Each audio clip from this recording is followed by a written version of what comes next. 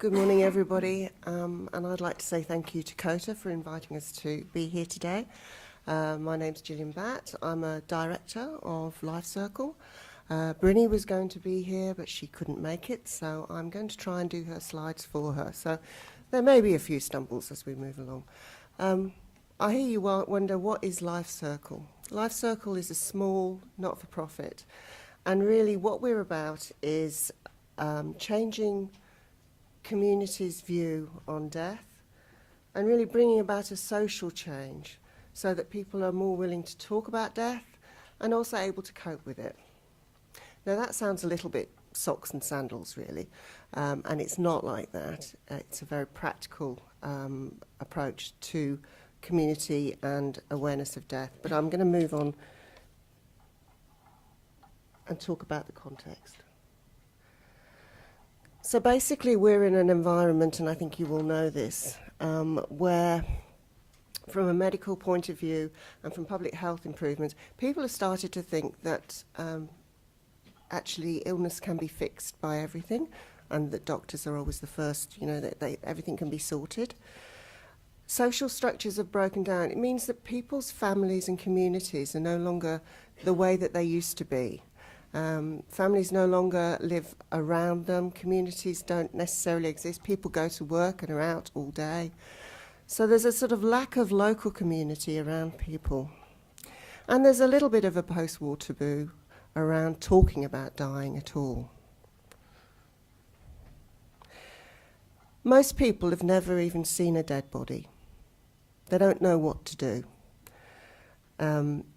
There is, Peter pointed out, there's actually a paucity of services, palliative care, and the more regional and rural you live, the less likely you are to be able to get really high quality, good, accessible palliative care. And then the main thing is carer burnout. Now, when I talk about carer, that's a sort of technical term. You and I wouldn't think of ourselves as carers. We're husbands, wives, daughters, sons.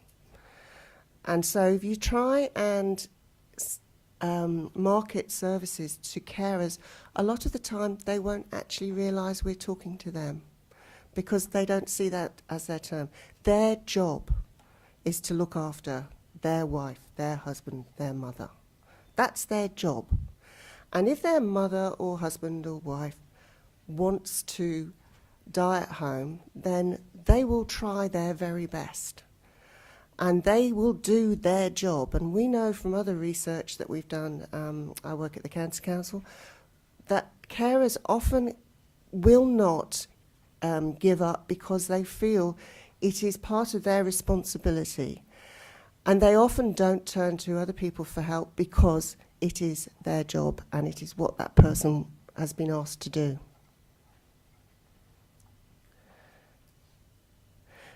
So what do we do about it? Well, what we've got, and let me just, Brinny's obviously a fan of these flying slides, and I'm not. So basically, what do? We have volunteers who become mentors. These are people who have cared for, looked after someone as they've died. Usually they've died at home. They are often retired health professionals themselves, or teachers, or from all walks of life, and we very carefully select them and then we train them. What they do is that they provide a listening arm, a listening ear even, on the phone, or sometimes face to face, to a carer, to actually be able to say, yes, I know it's hard, but you can do it. Or even, maybe sometimes, actually to reassure them that it's okay, that they can't do it. But really, it's about giving that carer an independent person to talk to. And sometimes carers can get so angry because they have no one to turn to. And at least this gives them somebody to actually vent to. That mentor will stay with that person at the end of the phone or face-to-face for 13 months after the death. So they take them through the bereavement too. And that we know is, again, Peter mentioned, bereavement isn't an issue that's properly addressed either in the health service or in the community, this is one small way of helping that. So where do we fit? Well, you know, palliative care are the people that are really coping with the person that's ill or dying. Our mentors are really figured and focused on the carers to actually support them so that they can support the person dying. The other thing we know about carers is that there is often a reluctance to ask for help. Now, everybody has their own community. You may not realise it. And if you ask your neighbour, your friend to help, they will do it. But often when somebody says, what can I do to help? The carer says, oh no, I'm fine, I'm coping, it's all right. And actually one of the main things that a mentor can do is say, you have to organise your community. You have to tell people what you want. And that will mean that the lawn gets mowed, that somebody does the shopping, that somebody comes in and sits for 2 hours so you can get out and have your hair done. Those things are really important, and you have to ask for those. And if that's one of them, the key things that a mentor can do, I think that's, you know, a really, really positive step to helping someone cope and not burn out. Because if they burn out, then likelihood is that they're unable to keep caring and the person ends up in hospital with the flashing lights. So it's really all of this. It's about confidence, you can do it. It's about being somebody there to listen when you get so angry you don't know what to do. Can actually help you find your way through the support networks. Can talk about what death and dying actually looks like. And can give you the idea, really tell you about that in that last week, what happens with the body and what the noises might mean. And those sort of things, that means that somebody's a little bit more prepared. And also because it's a mentor who's really focused on a carer for once, it's not the patient. You ask a carer and everybody will always say, I got so fed up because everybody always asked how John was and nobody ever asked how I was. So we actually do a few other things, and I know I'm conscious of time, but one of the things we do is, so you can see, we have a Life Matters session. We actually have a hope line which is staffed by trained volunteers who are there 24 hours a day. They themselves have either lived through an acute or chronic illness or are living with a chronic illness or have cared for someone who has died.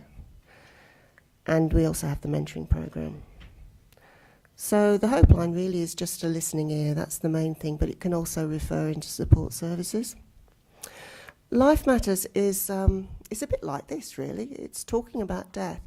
And we have people who come along, and we'll have a GP talking, we'll have a funeral director, we'll have a lawyer talking about wills, and one of and also some of the issues around, you know, the emotional aspects.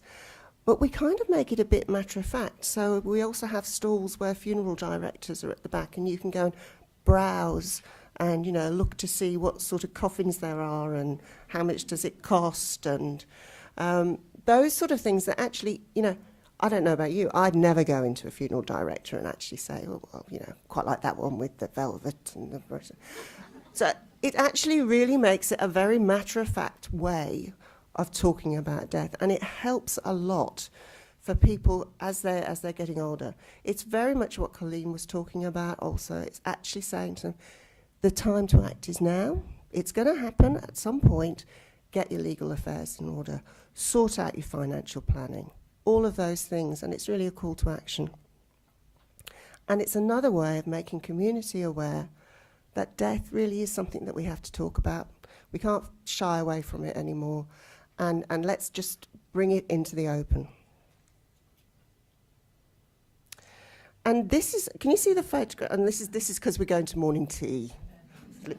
Little joke.